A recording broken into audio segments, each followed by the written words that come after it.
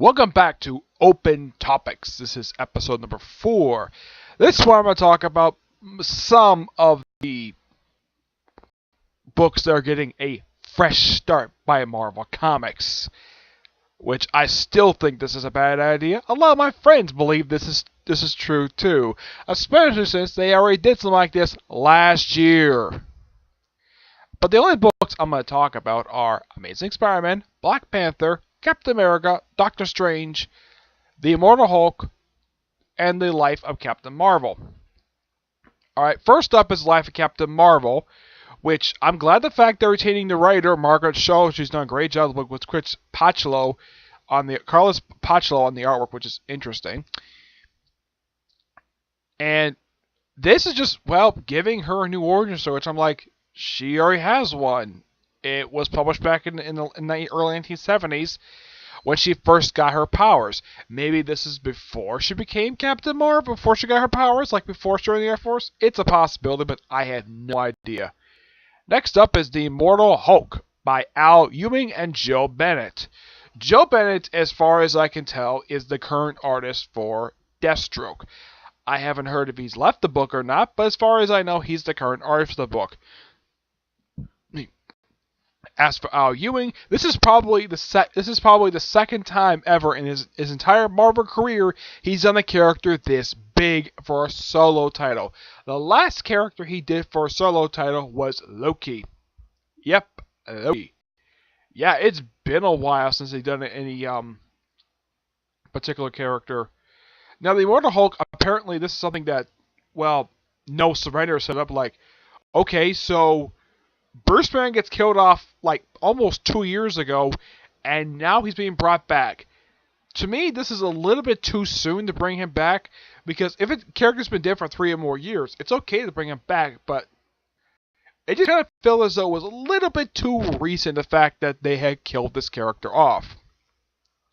Almost forgot he also did the series Rocket. Yeah, when it comes to his work for Marvel, he hasn't done a lot of books for Marvel. That's the thing. I mean, his career only started back as far back as like 2013-ish. Yeah, 2013. Where he did books like Mighty Avengers, Captain America Mighty Avengers, Loki, Agent of Asgard, New Avengers, US Avengers, Ultimates, Rocket, and Royals. So this is probably by far the third ongoing series he's done. But this is probably the biggest character he's done to date. Probably a lot bigger than Loki. But this one should be interesting.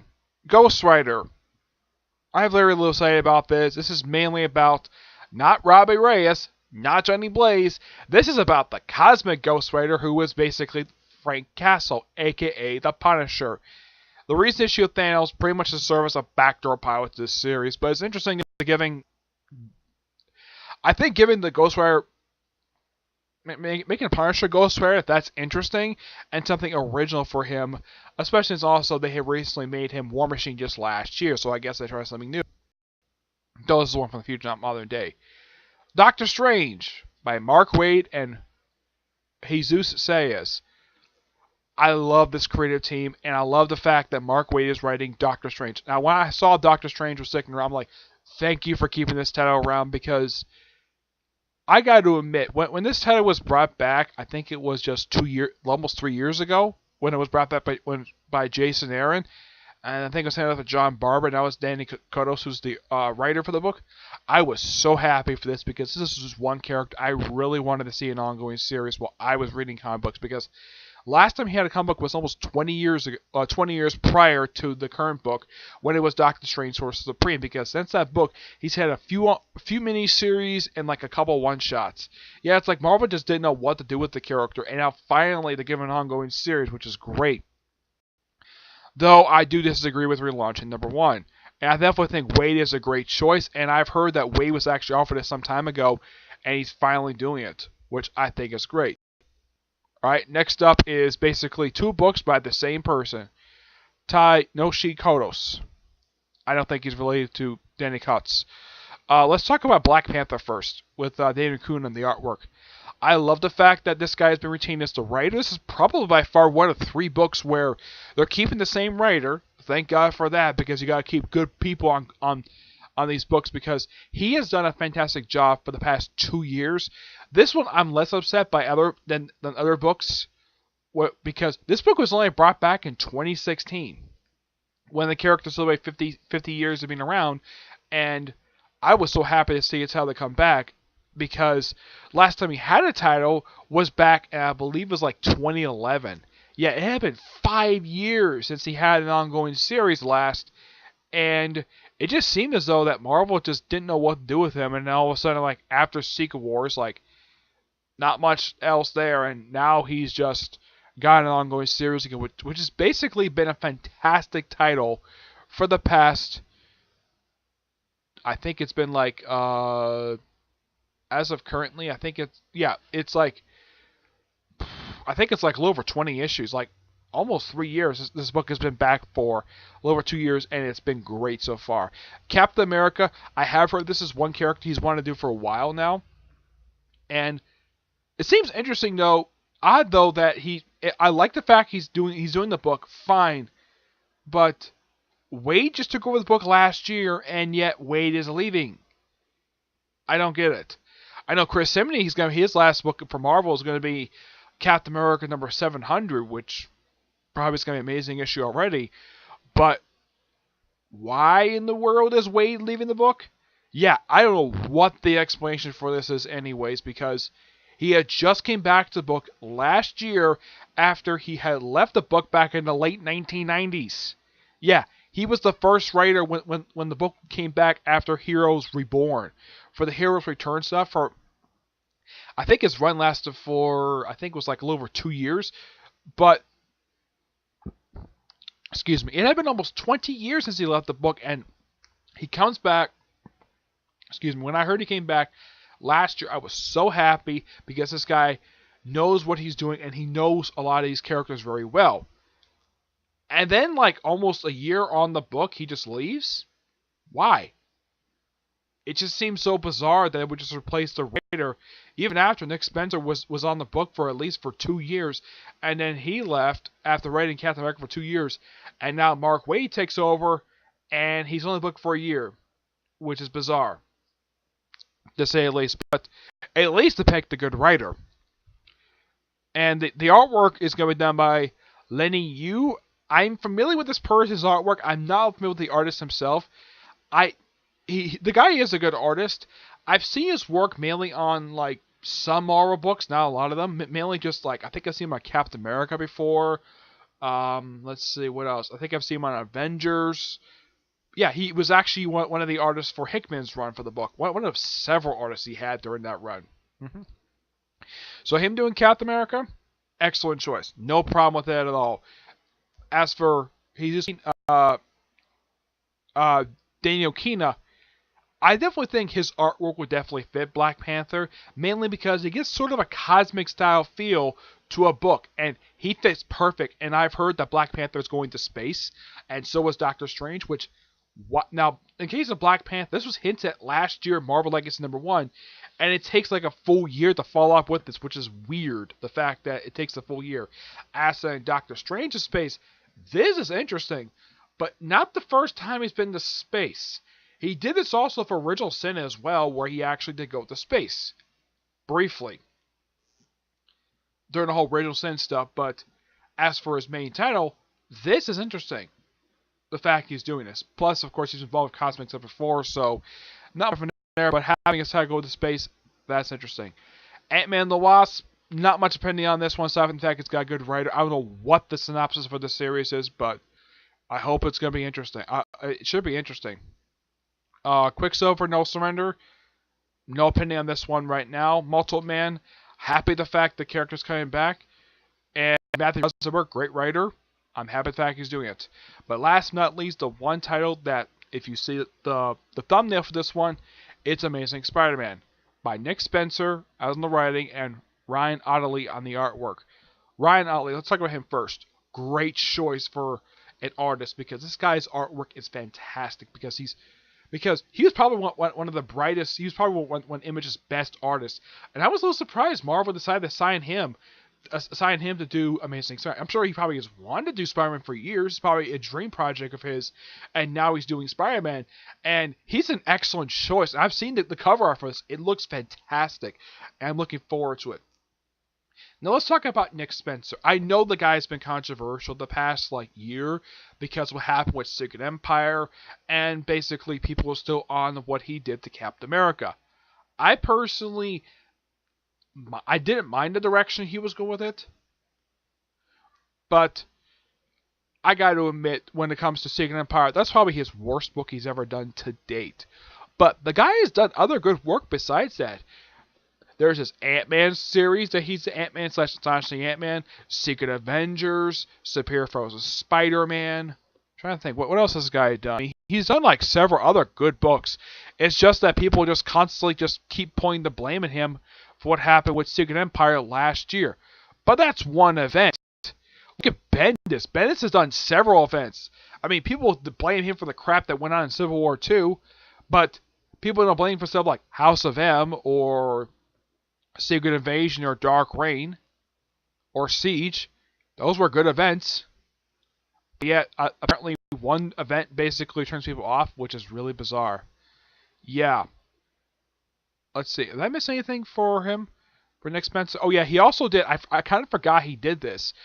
He was also the writer for Iron Man 2.0, which is a War Machine title. Yeah, he was the writer for that book. I think it was his first book he did for Marvel. Yeah, it was his very first book. He did Secret Avengers as well. He did some issues on the main Avengers book. He was the original writer for Avengers World. He did Ultimate Comics Fallout, the first writer for Ultimate Comics X-Men. He did some Spider-Man stuff before. He did Cloak and Dagger for Spider Island, of course, Spider-Man. Ant-Man, of course, is Captain America. He's also the current writer for the mini event Doctor Strange Damnation, which it's pretty interesting so far. And there's been 2 parts released for this so far, and it's so good so far. And I definitely think he is a good choice because he does kind of know about the Spider-Man character, and he does know how to do a character really well. And hopefully he does something Slott has not been doing the past couple years.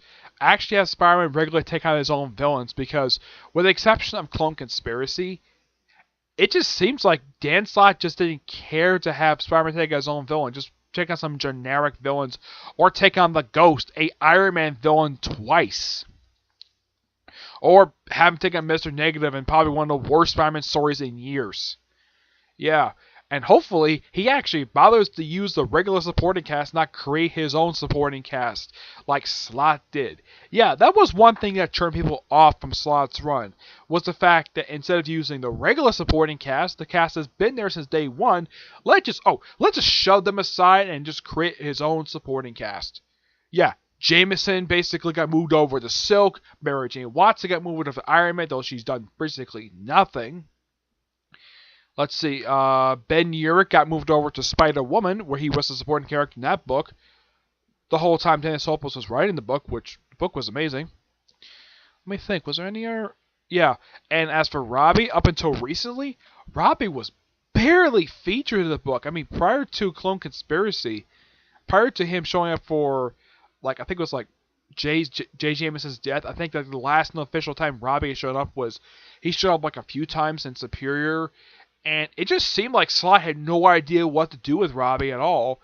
And hopefully Nick Spencer gives him something to do, except for just have him occasionally show up whenever he feels like it. Yeah. But I'm looking forward to all these titles. Now, I've already given my opinion on Avengers, Thor, and Venom. The only problem I have with these titles is number 1. I think that restarting these books number 1 is still a terrible idea to do. Why not just continue the numbering? And this has apparently been Marvel's problem for the past 6 years. Apparently, anytime we have a change of creative team, we have to hit that restart button number 1. Why? No idea why. And apparently Bendis probably took that idea with him when he decided to have Superman relaunch number 1 after Period Tomasi leaves the book. I think it's going to be in May or June that he's going to be leaving. But luckily enough that this is going to slowly happen, not like all at once, like it did with after Secret Wars, where all these number ones released almost like all at once. And as far as I know, I think like the last known official book that was announced for its creative team, I believe was Doctor Strange was the last known one they announced. As for what's going to happen with the rest of the books, I have no idea. I will probably do an open topics video on what's going to happen with the rest of the books. Honestly, I have no idea of what books are going to continue or not because of this fresh start stuff. But aside from that, I'm looking forward to the directions that these creators are going to take these books in. It's just, I think a lot of people agree with me, like everyone agrees with me on this one. The whole restarting number one is still a terrible idea, and it's a terrible gimmick that apparently Marvel loves playing this gimmick, and they've been playing it since 2012.